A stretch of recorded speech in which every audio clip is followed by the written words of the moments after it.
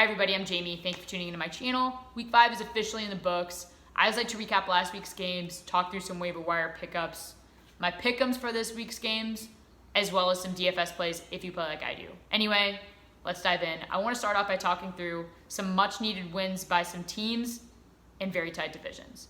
First team that comes to mind are the Vikings. I'm wearing my Adam Thielen jersey with good reason. They needed a big game out of he and Kirk Cousins, and they got it. Kirk Cousins bounced back very well. Adam Thielen had a 2-touchdown, 100-plus yard game. Dalvin Cook had a solid performance.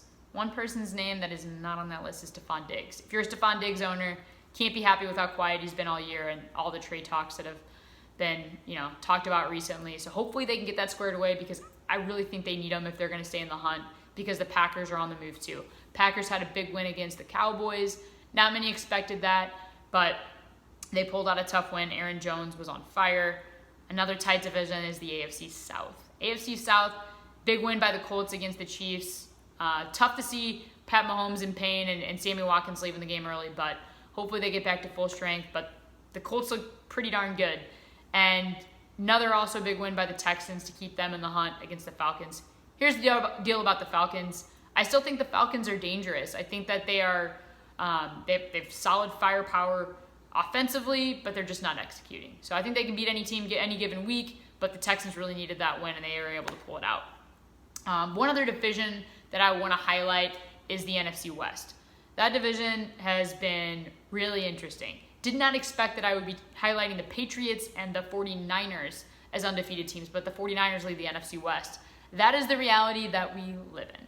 And they're followed by the Seahawks, and then the previous year's Super Bowl contenders, the Rams. So Rams and Niners face off this week, so that'll be interesting, and I'm excited to see that game as well. So very, very, I would say, competitive division for the most part too, and I'm not going to doubt the 49ers because I fear if I do that Richard Sherman might troll me on social media, and he's been holding some doubters accountable in press conferences, so you can never be too safe. Anyway, interesting thing about the Niners is I would just say I think that they're very balanced across the board, offensively, defensively, but they don't have a solid wide receiver core, or one that really impresses me, I would say. But George Kittle's been great, and they have a really great, solid 1-2 punch combo with Matt Breida and Tevin Coleman. So I think they're going to be very competitive. This week will be a true test against the Rams, so we'll see. So let's get into the really big story of the week, which is the really big setup performances by, a numerous amount of people. I'm personally sorry on behalf of whoever played you if you played against any combination or tandem of Christian McCaffrey, Josh Jacobs, Amari Cooper, Chris Godwin, Cooper Kupp, Michael Thomas, Adam Thielen, Deshaun Watson, Tom Brady. I got to look at my cheat sheet. DJ Clark, Josh Jacobs, Dalvin Cook, Matt Breida. I think I said Cooper Kupp. Russell Wilson, and the Philly defense. What? Anyway. Lots of players with 30-plus points this week, so it was kind of crazy. People went off, and unfortunately, I played a few people in one league with these performances. So hopefully, you didn't play against all these people or the combination of them, and the stars aligned. And more importantly, hopefully, you didn't bench these players because that would be even worse. But it was a really exciting game, set of games to watch this week. So fun to watch. Exciting. Hopefully your team's doing well as a result. On top of that, another interesting team overall that I would highlight is the Buffalo Bills. Buffalo Bills are still 4-1, so kind of interesting there. Anyway, let's hop into the waiver wire. Here's the thing. I think the tagline for this segment is I'm not buying. B-Y-E. Buying. If you've got a bye week, I think maybe you give some of these players a look. When it comes to the longevity of the season, these are not startable players. There's really not that much out on the waiver wire right now unless you see injury. So keep an eye out, know your team, know who you've got. Maybe you want to look at some trades right now. But I looked through in multiple leagues to kind of check through what I was seeing in the trends. But these are the people that I came across when it comes to low ownership for the most part. And one person that stuck out was Devontae Parker, who has an average of 6%. He's 9% owned in many leagues. He's decent. He's not going to be I think he should not be a weekly starter unless you're in like a 14-team league maybe. I don't even know. Depends on who you have. Another person that I think could have some upside. So if we're looking for longevity is maybe like a wide receiver for a flex play on occasion, during a bye week, whatever. Demaryius Thomas for the Jets. He did have 9 targets, 4 receptions for 47 yards.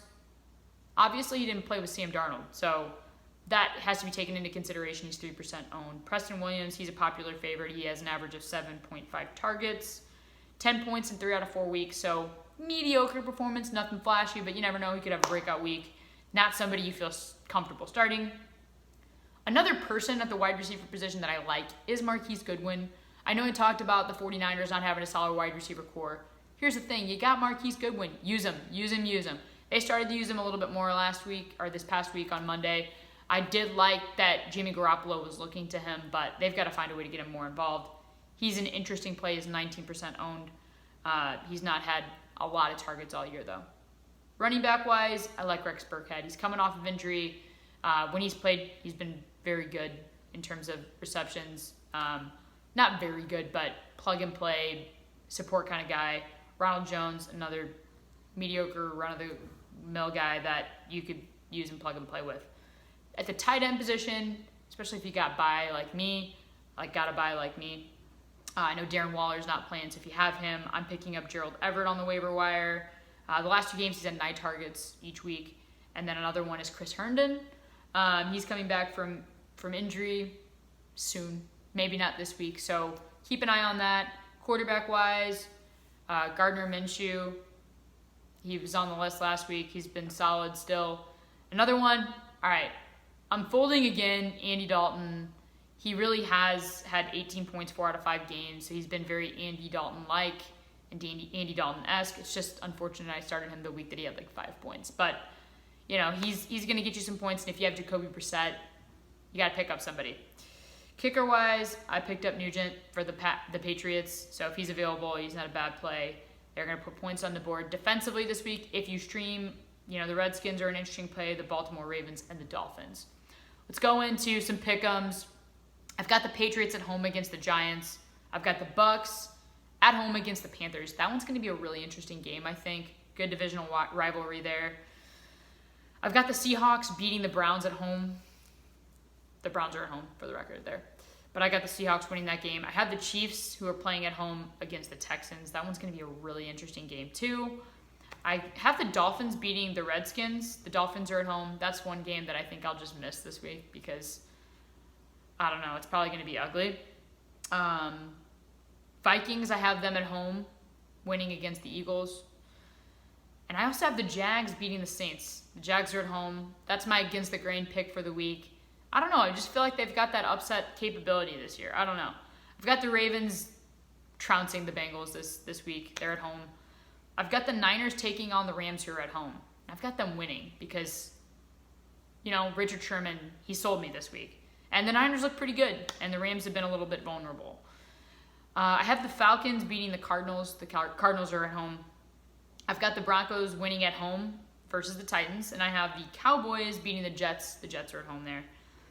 And I'm going against the grain, and I'm taking the Steelers at the Chargers, who I think have also been vulnerable. And I have the Lions taking on the Packers who are at home. That's my upset pick of the week. That's going to be a really great game to watch. I'm excited about that one. For DFS plays, I'm pairing up Matt Ryan and Mohamed Sanu, for the Falcons. Here's the thing. Julio Jones, he's your likely pair-up option. You could also pair him up with Austin Hooper, whom I also have on my tight end list that I like. But Mosanu's been solid. He's very, very inexpensive. He's $4,500. Julio Jones is the most expensive receiver, so it really depends on who you want to go with there. But I'm going Mosanu. He's been consistent, middle of the range kind of guy. I've got also Kirk Cousins and Adam Thielen. Kirk Cousins, $5,200. Adam Thielen, I think, is $6,700, or $6,200, one of the two. Running back-wise, I like Mark Ingram. He's got a good matchup against Cincinnati, and I think they're going to get up. They'll run the ball. He's $6,600, and I like Leonard Fournette, who's been getting a lot of receptions. He's $6,700. Wide receiver-wise, some other wide receivers that I like outside of the ones that I paired up are Michael Gallup. Michael Gallup is back and healthy, and man, has he been killing it too. He's got 7+ targets in each game. I also like Cooper Kupp, who has been on a tear. He has been phenomenal all year, and he was on pace to be better than, Robert Woods and Brandon Cooks last year until he got hurt. And he's picked up right where he left off, and he's been their elite wide receiver. And I think that's going to continue.